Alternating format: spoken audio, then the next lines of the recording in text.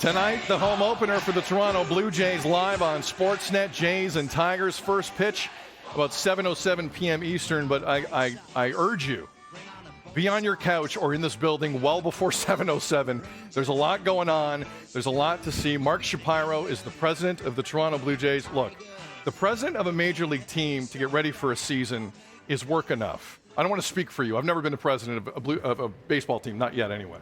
It seems like a lot of work. When you have a $300 million renovation also going on simultaneously, how was your offseason, Mark? And good to see you. That is an additional stressor for so many people in this building, not just me, but everyone's doing their regular job. But you're right, fielding a team, preparing the stadium, thinking about everything else we do to prepare for game days and produce the events that go on in this building. And then on top of that, not just executing on this phase one of the renovation, but preparing for phase two, which is a complete re-envisioning of the lower bowl. So we are undertaking a major project to transition a last generation stadium that was kind of homogeneous and the same circular to a ballpark with the nuance and character that comes with that and all the great, parts of baseball that, make this a baseball event stadium, really. And you bring it up, it's worth reminding people at home, this is phase one of two. Next year, the lower bowl, you're tearing it up. Is it almost more tricky this coming winter? Phase two? It'll be more anxiety, really. I mean, there's going to be a moment. There's going to be a moment, probably in January, that we'll be sitting at this vantage point, look back, and there will be nothing there. I mean, wow. Nothing in the 100 level. Yeah. No bowl there. No seats, no clubhouses, no anything. And then we'll realize that like 4 months later, we're going to have to play baseball here. So a low anxiety moment for Mark Shapiro. Yeah, in a career full of plenty of anxiety-riddled moments, that'll be another one to add to the mix. I'll ask about the team in a bit, but this renovation's significant. And for most of my life, look, this building's been around since 1989. When it opened up, really, really, really cool. But after a while, some things became a little dry. And like the cavernous bullpens, the moat that existed between the playing surface and the fans. And the more new ballparks opened up, specifically, I know you drew inspiration from a lot of parks.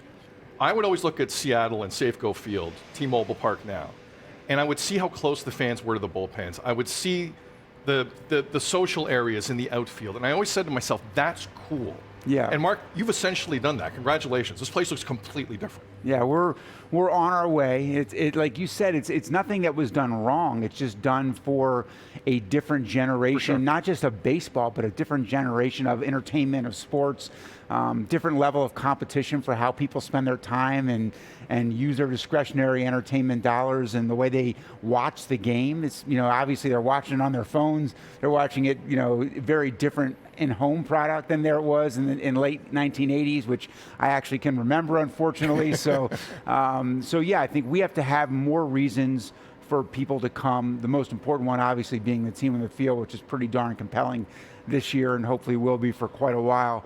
But also, we need to be able to provide different fans that want to watch the game in different ways. More representative of our city, more representative of the different entertainment options, the different foods, as you've sampled, that are out there. So I think as people come in this year and they circulate, which is easier to do now in the outfield, they're going to see neighborhoods that are reminiscent of the best patio in Toronto that just happens to be in this building, and lots of other options as well. Was hot dog poutine your idea? Admit it. Was it your idea? Let's go, Mark. Nothing surrounding hot dogs are my idea. We've got better people, more qualified in that area. Okay, so maybe not your idea. All right, I'll take back the fist bump.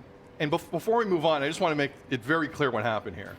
The gentleman to my left, your right, had a major construction project in the city of Toronto, had a date that he wanted it done. It's done, correct, this phase? It is done, this phase. And it's completed. Will you run for mayor of Toronto? Because we have some serious construction issues in this town. I'm here to announce I am a Canadian citizen now, so I could run. Ladies and gentlemen, Mark Shapiro.